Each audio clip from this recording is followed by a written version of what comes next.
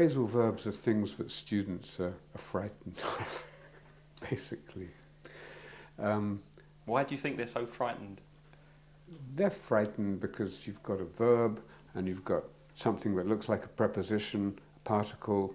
You put them together, maybe they mean something similar, maybe they mean something completely different.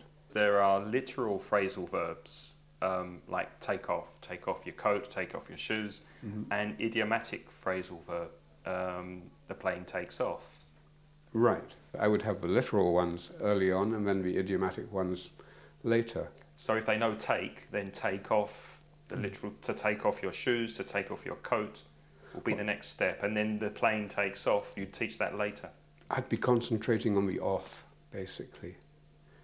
Right from the beginning of the system, I'd be concentrating on and then off.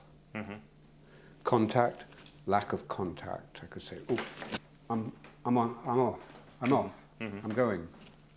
Goodbye. Don't go yet, we haven't finished. Okay, well, maybe not. And after they get the off idea, then fine, take off the clothes or whatever, off the clothes. They should understand lots of verbs with off. And then something a bit more complicated. We have a plane takes off. There you've got lack of contact, breaking contact as well.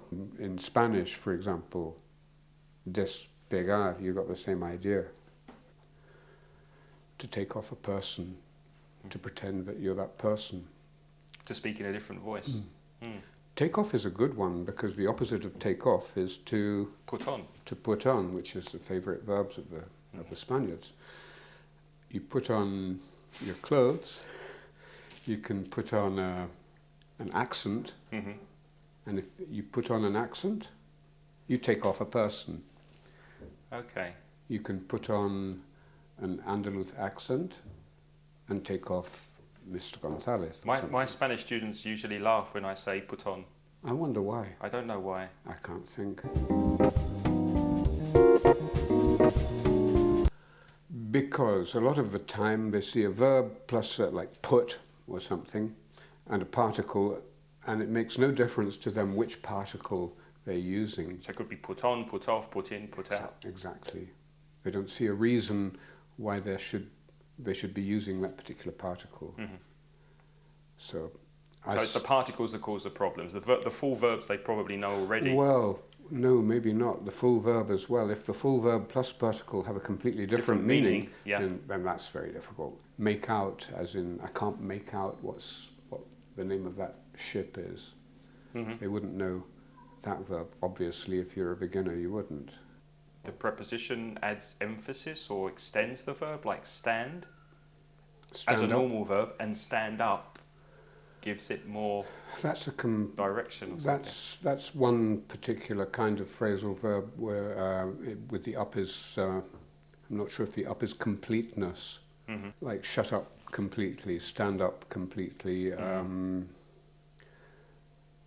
Do up. The story ends, we could say the story ends, blah, blah, blah, but we normally say the story ends up, because ending up, the up is just more complete. It's not actually necessary. I could say stand. I could say it ends. You don't have to say end up or stand up. Those are ones... It depends on the individual verb of how the preposition affects it. Okay. They talked for hours, and if you have something like, he talked away for hours, the away is continuity, but it really isn't important. You could just say he talked for hours. They're not verbs, forms that people need to learn. But people think phrasal verbs difficult. So I say, well, it's okay. Be like other foreigners. Talk English without phrasal verbs. Millions of foreigners do all around the world. Why learn them? Exactly, why learn them? Because sometimes you sound a bit stupid using a formal type word instead of a phrasal verb. Yeah, but maybe it is important for them to understand when a phrasal verb is used. Exactly.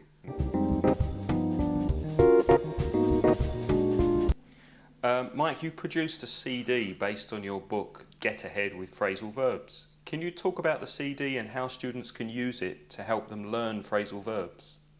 I have a compass system. A compass system? A compass system. Like north, south, east and west? Exactly.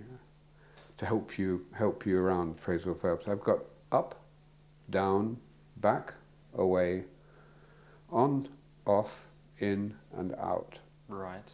And all the verbs will follow this system on my CD. You were saying take off. Okay, so I take the verb take, and then down there would be off, take off. And I put a picture there, a picture of a plane taking off, for example, the easy one. And you know from where the picture is on the compass, you know that it's off, and you know from the actual picture that it's breaking contact, it's off as well. I think a lot of students have the feeling maybe that they need to learn all the phrasal verbs together in a week.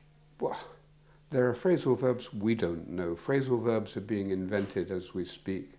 So students shouldn't worry and get anxious about the fact that they haven't learned as many as they should. The last thing they should do is to get worried about phrasal verbs. Right.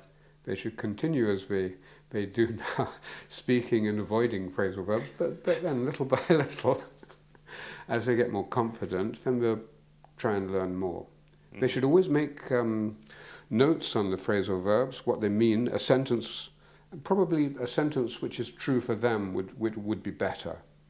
A sentence which means something to them. To tell someone off, like to do this to someone.